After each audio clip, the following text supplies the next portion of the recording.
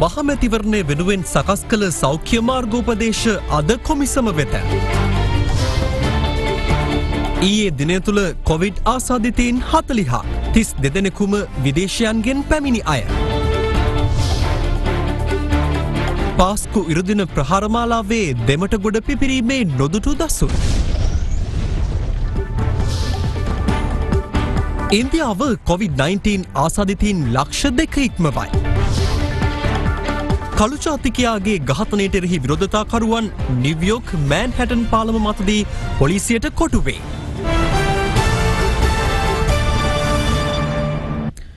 මැතිවරණ ක්‍රියාවලිය බාධාවකින් තොරව පැවැත්වීම සඳහා අවශ්‍ය මාර්ගෝපදේශ අද නිකුත් කරන බව සෞඛ්‍ය සේවා අධ්‍යක්ෂ ජනරාල් විශේෂඥ වෛද්‍ය අනිල් ජාසිංහ මහතා පවසනවා.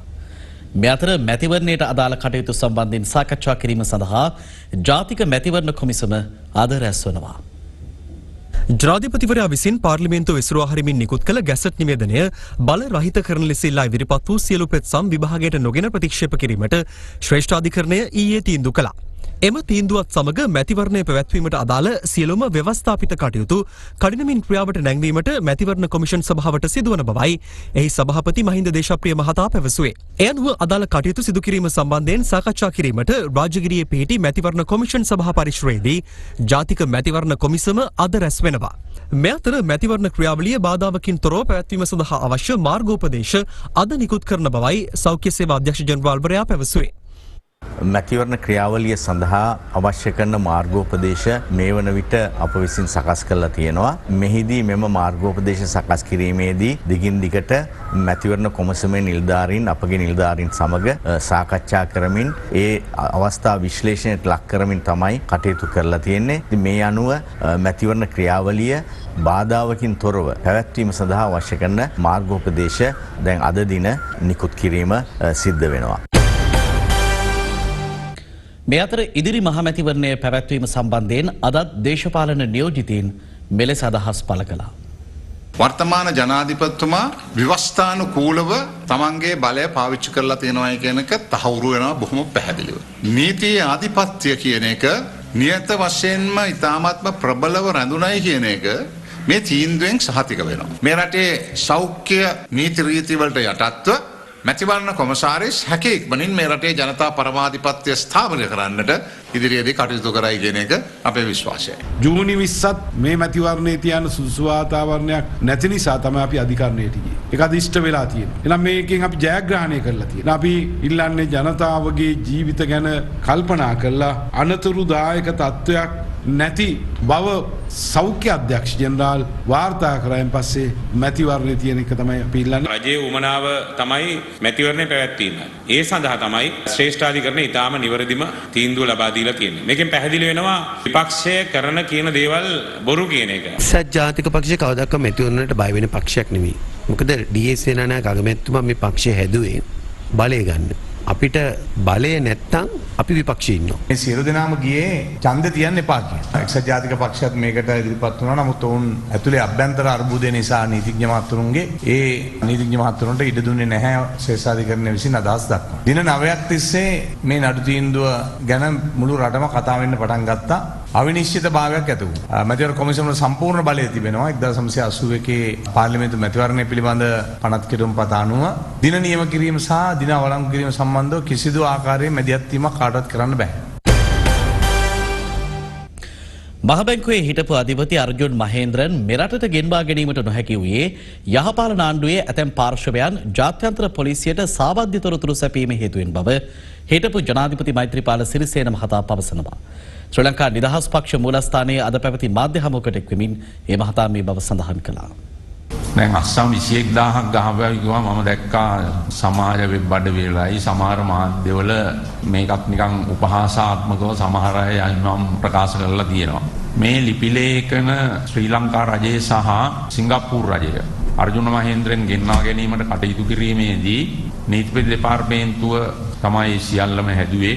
නීති දෙපාර්තමේන්තුවේ ආපු නිලධාරි මහත්තුරු තමයි මට කිව්වේ ජනාධිපතිතුමා අස්සම් 21000ක් විතර ගහන්න තියෙනවා වෙලාවල් ඕන කාලය ඕනේ කියලා. මම ඒ ගමන කාලය වෙන් කරගෙන ඒ වස්සම් කළා. ඉන්ටර්පෝල් එකෙන් අන්තර්ජාතික පොලිසියෙන් අපි ශ්‍රී ලංකා රජයේ ඇරියා ලියුම් මොහු අත්අඩංගුවට ගැනීමට අවශ්‍ය කටයුතු කරන්න මේ විදිහේ බරපතල මුල්‍ය වංචාවකට මොහු සම්බන්ධයි කියලා. ඉන්ටර්පෝල් එකට අපි ලියපුවාම අපේ ආණ්ඩුවේම කට්ටියක් මම මේක මීට කලින් කියලා නෑ. ඉන්ටර්පෝල් එකට ලිව්වා මේක මුල්‍ය වංචාවක් හෝ එහෙම පිළිබඳව ප්‍රශ්නයක් නෙවෙයි.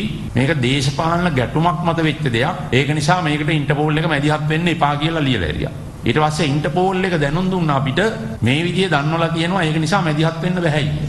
පස්සේ අපි නැවත දීර්ඝ ලෙස කරුණු පැහැදිලි කරලා විශාල ලිපිගොනු රාශියක් අපි ඉන්ටර්පෝල් එකට ආපහු වැරියා. ඒ අරපුවාම ඒක ඉන්ටර්පෝල් එක පිළිගත්තා. පිළි අරගෙන තමයි රතු නිවේදනයේ රෙඩ් නෝටිස් නිකුත් කෙරුවේ. නමුත් මෙතන ප්‍රශ්නයක් තියෙනවා. දැන් අද වෙනකොට වර්තමාන තත්ත්වය මට තිබෙන ආරංචි වල හැටියට අර්ජුන මහේන්ද්‍රන් සිංගප්පූරුවේ ඉඳන් නම වෙනස් කරගෙන තියෙනවා. ඒ නම වෙනස් කර ගැනීම තුල දැන් නැවත කඩදාසි වමාරු කරන්න වෙලා තියෙනවා මට තිබෙන ආරංචියක්. නමුත් ඉන්ටර්පෝල් එකට ලියපු අය සිංගප්පූරුවේ ඇතැම් බලවතුන් සමග විශාල සම්බන්ධතාවයක් තිබෙනවා. පුද්ගලික මිත්‍රශීලී සම්බන්ධතාවයක්. ඒ උඩ තමයි මේක නැවතිලා තියෙන්නේ. මේක අතිගෞරව වර්තමාන ජනාධිපතිතුමාට රජයට මේ රටේ නීති ශාස්ත්‍රයට සහ ජනතාවට මම මේ දැන ගැනීමට කියන්නේ මේක ඊටාම සත්‍ය පැහැදිලි කාරණයක්. පාස්කු ඉරුදින කොළඹ ශ්‍රැංගිලා හෝටලේදී මරාගෙන මැරෙන බෝම්බය පුපුරවාගත් මොහොමඩ් ඊබ්‍රහීම් ඉල්හාම් අහමඩ් ප්‍රහාරය ලැබූ දින අලුයම් කාලයේ සිය භාර්යාව සහ දරුවන් බැලීමට දෙමටගොඩ මහවිලි උද්‍යානයේ පිහිටි ඊබ්‍රහීම් පවුලේ නිවස වෙත පැමිණ ඇති බව ජනාධිපති කොමිසම හමුවේ ඊයේ අනාවරණය වුණා. එමෙන්ම දෙමටගොඩ මහවිලි උද්‍යානයේ පිහිටි නිවසේ සිදු වූ බෝම්බ ප්‍රහාර දෙක සම්බන්ධයෙන් මෙතෙක් අනාවරණය නො වූ CCTV දර්ශන පෙළක්ද ඊයේ දින ජනාධිපති කොමිසම විසින් මාධ්‍යට මුදා හැරියා. පාස්කු ප්‍රහාරය පිළිබඳව පරීක්ෂණ සිදු කරන ජනාධිපති කොමිසම ඊයේ දින දෙමටගොඩ මහවිල උද්‍යානයේ පිහිටි නිවසේ බෝම්බ පිපිරීම් දෙකක් සිදුවීම සම්බන්ධයෙන් සාක්ෂි විමසීම ආරම්භ කළ අතර එහිදී පළමුව ජනාධිපති කොමිසම හමුවේ සාක්ෂි ලබා දුන්නේ එම නිවසේ බෝම්බ දෙක පුපුරවා හැරි ෆාතිමා ජෙෆ්රි යන ගර්භණී කාන්තාවගේ සහෝදරයෙක්. එහිදී අදාළ සාක්ෂිකරු ජනාධිපති කොමිසම හමුවේ අනාවරණය කළේ තම පවුල මෙරට ජීවත් වූ සාම්ප්‍රදායික මුස්ලිම් පවුලක් වන අතර ෆාතිමා ජෙෆ්රි යන තම නැගණියද සාමාන්‍ය ලෙස හැදී වැඩුණු අහිංසක තැනැත්තියක් බවයි. කෙසේ වෙතත් ඇයට වයස අවුරුදු 20ක් වූ 2012 වර්ෂයේදී දෙමටගොඩ ප්‍රදේශයේ ප්‍රසිද්ධ කුළුබඩු ව්‍යාපාරික මොහොමඩ් යූසුෆ් ඊබ්‍රහීම්ගේ පුත්‍රයෙකු වූ මොහොමඩ් ඊබ්‍රහීම් ඉල්හාම් අහමඩ් නැමැත්තා සමග යෝජිත විවාහයකට පිවිසි අතර ඒත් සමගම සිය නැගණියද අන්තවාදයට නැඹුරුවීම ආරම්භ වූ බව සාක්ෂිකරු ජනාධිපති කොමිසම හමුවේ අනාවරණය කළා. නැගණියක් ලෙස තමන් ෆාතිමා ජෙෆ්රිට බොහෝ සෙයින් ආදරය කළ බව සඳහන් කළ සාක්ෂිකරු වැඩිදුරටත් කියා සිටියේ විවාහයෙන් පසු ඇගේ හැසිරීම කෙතරම් වෙනස් වූයේ දයත් ඉස්ලාම් ආගමට විරුද්ධයයි පවසමින් ඇය 2016 වර්ෂයේ පැවති තම විවාහ උත්සවයට පවා සහභාගී නොවූ බවයි. ඉල්හාම් ගිය මග කොතරම් අන්තවාදී දයත් ශ්‍රී ලංකාවේ මුස්ලිම්වරු ඡන්දය ප්‍රකාශ කිරීම කෙරෙහි විරුද්ධත්වය පළ කළ ඔහු ඉස්ලාම්වරු ඡන්දය පාවිච්චි කළ යුත්තේ ඉස්ලාම් රාජ්‍යයක ඉස්ලාම් නායකයෙකු පත් කිරීම සඳහා පමණක් යයි ප්‍රකාශ කළ බවද සාක්ෂිකරු කොමිසම හමුවේ කියා සිටියා. ඔහු වැඩිදුරටත් සඳහන් කළේ මෙරට මද්‍රසා පාසල් ක්‍රියාත්මක වන ආකාරය පවා විවේචනය කළ ඉල්හාම් සහ ෆාතිමා යුවල දරුවන්ව පාසල් යැවීමට විරුද්ධ වූ අතර කුඩා දරුවන්ට ලබා දෙන එන්නත් පවා සිය දරුවන්ට ලබා නොදුන් බවයි. එවැනි වාතාවරණයක් තුළ විවාහයෙන් පසු තම නැගණිය ඉල්හාම්ගේ අන්තවාදී ආකල්ප පසුපස යමින් තම පවුලේ ආගමික ඇදහිීම විවේචනය කළ බැවින් ඔවුන් සිය පවුලෙන් මෙන්ම සමාජයෙන්ද ඈත් වූ බව සාක්ෂිකරු අනාවරණය කළා. ඇගේ එම වෙනස්වීම පිළිබඳව තම පියා ප්‍රශ්න කළ අවස්ථාවක මගේ හස්බන්ඩ් යන පාරේ මම යන්නේ යනුවෙන් සිය නැගණිය ප්‍රකාශ කළ බවත් ඇගේ එම ප්‍රකාශය තුළ ඇය ඒ වන විටත් බ්‍රේන් වොෂ් වීමකට ලක්වමින් සිටි බව තමන්ට පැහැදිලි වූයේ යැයි ෆාතිමාගේ සහෝදරයා කොමිසමට පැවසුවා. කෙසේ වෙතත් ඉකුත් වසරේ අප්‍රේල් 21 පළමු බෝම්බ පිපිරීම් කිහිපය සිදු වූ කාලය තුල සිය නැගණියගෙන් තම මවට දුරකථන ඇමතුමක් ලද බවත් ඇය කලකිරීමෙන් හඬමින් හැකි විගස තම නිවසට පැමිණෙන ලෙස මවට දැනුම් දී තිබූ බවත් ෆාතිමාගේ සහෝදරයා පැවසුවා. ඔහු වැඩිදුරටත් කියා සිටියේ ඒ අනුව පෙරවරු 10ත් 10:30ත් අතර සිය මව මර්දානේ සිට දෙමටගොඩ මහවිල උද්‍යානයේ පිහිටි නිවසට පිටත් වූ බවයි. එහිදී ජනාධිපති කොමිසම විමසා සිටියේ මව නිවසට ගිය අවස්ථාවේ ෆාතිමා ජෙෆ්රි කුමක් සඳහන් කර ඇද්ද යන්නයි. එහිදී සාක්ෂිකරු කියා සිටියේ එදින අලුයම එකට පමණ ඉල්හාම් අහමඩ් නිවසට පැමිණ දරුවන් වඩාගෙන හඬා යලි නිවසින් පිට වූ බවත් ඒ මොහොතේ සිට ඔහුගේ දුරකථනයේ ක්‍රියා විරහිතයයි පවසමින් සිය මව සමග ෆාතිමා හඬා වැටී ඇති බවයි. එයින් අනතුරුව අපරාධ පරීක්ෂණ දෙපාර්තමේන්තුවේ මිනිමැරුම් අංශයේ කාන්තා උපපොලිස් පරීක්ෂක වෙත්තසිංහ නිලධාරණිය ජනාධිපති කොමිසම හමුවට කැඳ වූ අතර එහිදී දෙමටගොඩ මහවිල උද්‍යානයේ ඊබ්‍රහීම් නිවසේ සිදු වූ බොම්බ පිපිරීම් දෙකට අදාළව මෙතෙක් මාධ්‍ය ඔස්සේ ප්‍රචාරය නො වූ CCTV දර්ශන පෙළක්ද මාධ්‍ය වෙත මුදා හැරුණා.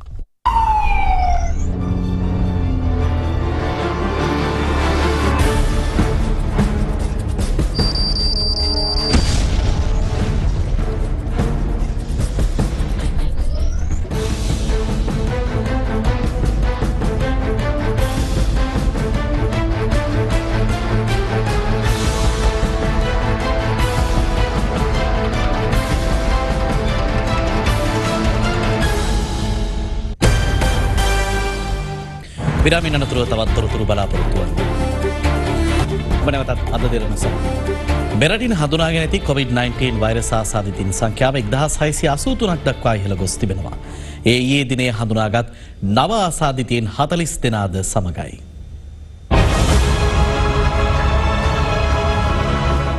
ඊයේ දිනය තුළ මෙරටින් වාර්තා වූ COVID-19 ආසාදිතයන් ගණන 40ක්. ඒ අතරට විදේශ රටවල සිට පැමිණ නිරෝධායන මධ්‍යස්ථානවල රැඳී සිටි පුද්ගලයන් 32 දෙනෙක් නාවික හමුදා සමාජිකයන් 7 දෙනෙකු සහ නාවික හමුදා ආශ්‍රිතයෙක් අයත්. ඒ වගේම ඊයේ දිනේ සිංගප්පූරුවේ සිට පැමිණි ගුවන් යානය මගින් ඒ වගේම තවත් ගුවන් යානයක මගින් මේ ගුවන් තොටුපළේදීම PCR පරීක්ෂණ සඳහා සාම්පල ගැනීමේ ක්‍රියාවලිය ආරම්භ කරා. ඒ අනුව ඒ අයගේ ප්‍රතිඵල අද දින ලබා දීමට නියමිතයි. පළමු ආසාදිත නාවික සෙබලා වාර්තා වූ ඉකුත් අප්‍රේල් 22 වනදා සිට අද දක්වා ගත වූ දින 42 තුළ වාර්තා වන සමස්ත නාවික හමුදා ආසාදිතයන් ගණන 771ක්. එමෙන්ම තවත් නාවික සෙබළුන් 3 දෙනෙකු සුවය ලැබීමත් සමග සුවය ලැබූ මුළු නාවික හමුදා සමාජිකයන් ගණන 418 දක්වා ඉහළ ගොස් තිබෙනවා. අද වන විට මෙරට සමස්ත කොවිඩ් ආසාදිතයන් ගණන 1683ක්. ඒ අතරින් මේ වන විට පූර්ණ සුවය ලබා සිටින ගණන 823ක්. ඒ අනුව තවත් 849 දෙනෙකු තවදුරටත් රෝහල්ගතව ප්‍රතිකාර ලබනවා.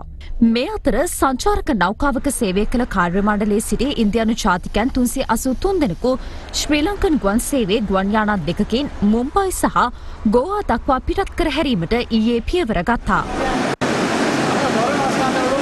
අද රාත්‍රී 10න් පසු ලබන 6 වන දින අලුයම 4 දක්වා දිවයින පුරා ඇඳිරි නීතිය ක්‍රියාත්මක වන බව රජය දැනුම් දී තිබෙනවා.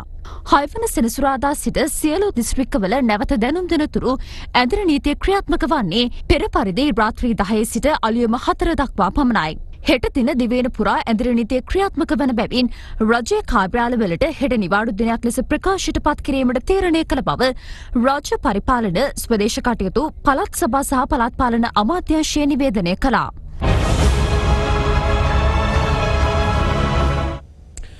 අසල්වැසි ඉන්දියාවේ කොවිඩ් ආසාදිතයින් ගණන ලක්ෂ 2 ඉක්මවා ගොස් තිබෙනවා. ගෝලීය කොවිඩ් ආසාදිතයින් ගණන ලක්ෂ 65කට ආසන්න වෙද්දී සමස්ත මරණ ගණන 3,82,000 ඉක්මවා තිබෙනවා.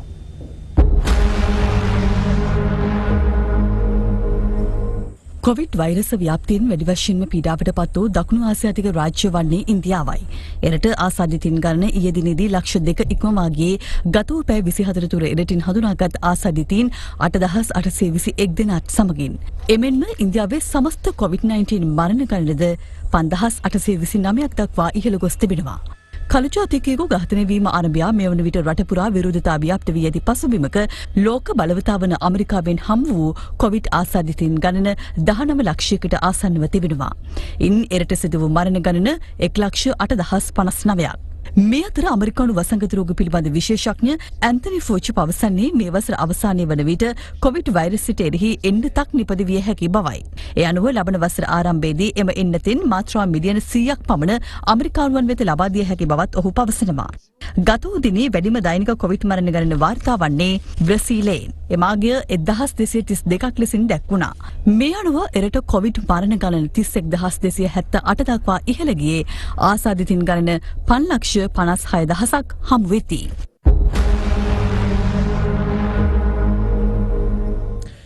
එකොත් යහපාලන ආණ්ඩු සමයේ සිදු වූ දේශපාලන පරිගැනීම් පිළිබඳව සොයා බැලීමට පත් කළ ජනාධිපති කොමිසම හමුවේ සාක්ෂි ලබා දීම සඳහා නිශංක සේනාධිපති මහතා අද තෙවන දිනටත් කොමිසම හමුවේ පෙනී සිටියා.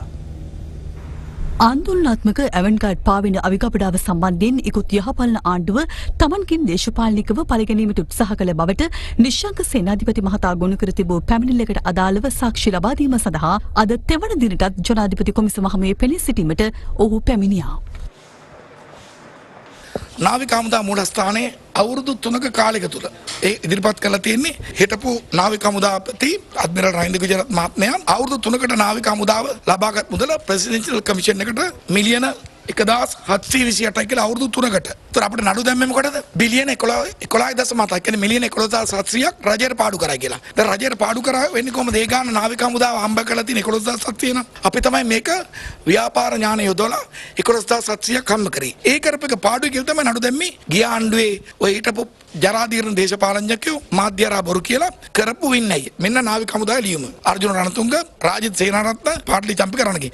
අර්ජුන සෙක්‍රටරිලා දෙන්නෙක් එවලා මයිකා තියෙන අඩපට ඩීල් දාන්න ඇන්ති ලෑස්තිච්ච ආකාරයි. මෛත්‍රීපාල සිරිසේන මැතිතුමාගේ අනුදැනුම යටතේ ඒ ආණ්ඩුව ඊට දවස් 21කට පස්සේ තමයි මේක පාර ගත්තේ. දැන් තේරෙන්නේ නැති කොච්චර දේශපාලන බලපෑමක් වුණාද කියලා. බන්ධකට හසු වී මියගොස් සිටි දිවියෙකුගේ සිරුරක් සොයා ගැනීමට හික්කඩුව වනජීවී නිලධාරීන් සමත්ව තිබෙනවා. ගාල්ල නෙළුව හත්පිටිය මැණික්කාවිට ප්‍රදේශයේ අටවන ලද මන්දකට හසු වී මියගොස් සිටි දිවියෙකුගේ සිරුරක් හික්කඩුව වනජීවී නිලධාරීන්ට හමු වී තිබෙනවා. ඔවුන් පවසන්නේ මේ දිවියා දින 4කට පෙර මියගොස් ඇති බවයි. එවන විටත් අදාළ සත්වයාගේ නිය දත් කිසියම් පිරිසක් විසින් ගලවාගෙන ගොස් තිබුණා. කෙසේ වෙතත් පසුගිය දින කිහිපය පුරා බොහෝ දෙනෙක් කතාබහට ලක් කළ නල්ලතන්නිය ලක්ෂපාන වතුයායේදී හමු වූ දුර්ලභ ගණයේ කළු කුටියාද සොයාගනු ලැබුවේ මන්දකට හසු වී සිටියේදී. එලෙස මුදාගෙන කොටියා දින කිහිපයකට පසු මිය ගියා. එවන් පසුබිමක තවත් කොටියෙකු හමුවන්නේ යටියන්තොට සීපෝන් ප්‍රදේශයේ වනලැහැබක මන්දකට හසු වී සිටියේදී. වනජීවී නිලධාරීන් විසින් එම කොටියා මුදාගෙන ශ්‍රීපාද රක්ෂිතයට නිදහස් කරනු ලැබුවා.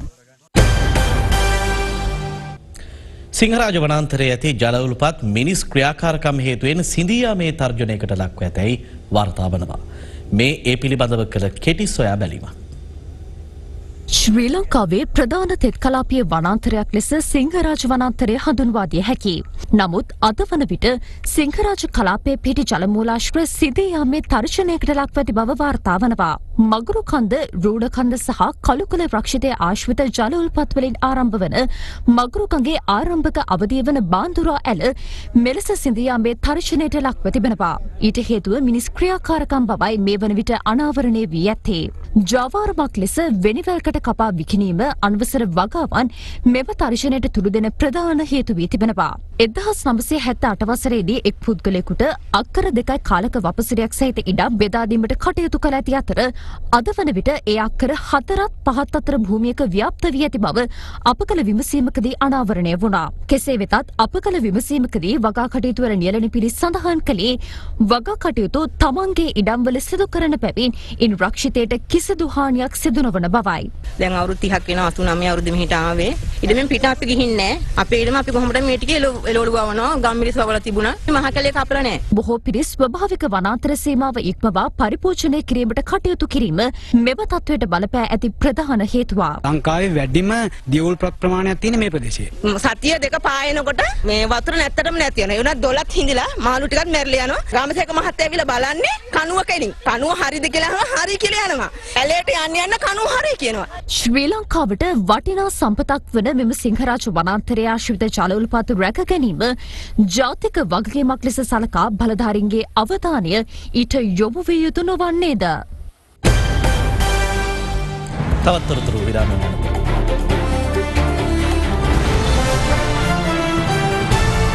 සම්බන්ධයෙන් ජනාධිපති ඩොනල්ඩ් ට්‍රම්ප් වෙත ප්‍රබල විවේචන එල්ලවමින් පවතින පසුබිමක ඝාතනයට ලක් වූ තැනැත්තාගේ බිරිඳ සහ දියණියද මාධ්‍ය හමුවේ පෙනී සිටියා. අමරිකානු ජාතික ජෝර්ජ් ෆ්ලොයිඩ් පොලිස් අත්අඩංගුවේදී සාහසික අයුරින් ඝාතනයේ සිදුවීම ආරම්භය අඛණ්ඩව 8 වෙනි දිනටත් අමරිකාව පුරා විරෝධතා ක්‍රියාත්මක වනවා. මිනාපොලිස් නගරයෙන් ආරම්භ වී වොෂින්ටන් නගනුවර දවල මන්දිරය දක්වා ව්‍යාප්ත වූ මේ විරෝධතා වර්තමානයේ වන විට වඩාත් ප්‍රචණ්ඩ මුහුණුවරක් ගෙන තිබෙනවා. රටේ පවතින තත්ත්වය පාලනය සඳහා නිව්යෝක් නුවර ඇතුළු ප්‍රධාන නගර 40කට ඇඳරි නීතිය පැනවීමට රජය තීරණය කර තිබුණා. එහෙත් පවතින සංචලන සීමා ජනාධිපති ඩොනල්ඩ් ට්‍රම්ප්ගේ තර්ජනාත්මක ප්‍රකාශ හෝ කොවිඩ් ව්‍යාප්ත වීමට ඇති දැඩි අවදානමද නොතකමින් ජනතාව මේ විරෝධතාවන්ට එක්වීම විශේෂත්වයක්. මේ අතර ඇමරිකාවේ නිව්යෝක් නුවර දැඩි ප්‍රචණ්ඩකාරී තත්ත්වයක් මේ වන විට උද්ගතව පවතිනවා. විරෝධතාකරුවන් ප්‍රකට මෑන්හැටන් පාල මත කොට වී සිටින අතර එහි දෙපස රැස් වූ පොලිසිය පිරිස කොටු කරගෙන ඇති බවයි විදෙස් වාර්තා පවසන්නේ. මේ අතර අමානුෂ්‍ය අන්දමින් ඝාතනයට ලක් වූ ෆ්ලොයිඩ්ගේ සහකාරිය රෙක්සි වොෂින්ටන් සහ 6 හැවිරිදි දියණිය මාධ්‍ය හමුවේ පෙනී සිටියා. මිනාපොලිසයේදී අදහස් දක්වමින් රෙක්සි පවසන්නේ පොලිසියේ ක්‍රූර හැසිරීම හේතුවෙන් කුඩා දියණියකට පියා අහිමි වූ බවයි. වර්ගවාදය සම්බන්ධ කුප්ප අප්‍රකට ඉතිහාසයක් ඇති ඇමරිකාවේ වර්තමානයේදීද කළු ජාතිකයන්ට එරෙහිව ප්‍රචණ්ඩ ක්‍රියා සිදුවීම සම්බන්ධයෙන් මේ වන විට එරට ප්‍රබල කතිකාවතක් ගොඩනැගී තිබෙනවා. කළු ජාතිකයන් වෙනුවෙන් සමාජ මාධ්‍ය ඔස්සේ වෙනස්ම මාදිලේ වැඩසටහනක් ආරම්භ කෙරුණේ ඊට සමගාමීවයි. ඊයේ දිනේ ක්‍රියාත්මක වූ මේ වැඩසටහන නම් කර තිබුණේ Blackout Tuesday ලෙසයි. අද දෙරණ මධ්‍යහන පාත් විකාශය නිමවට පත් වෙනවා. සුබ දවසක්.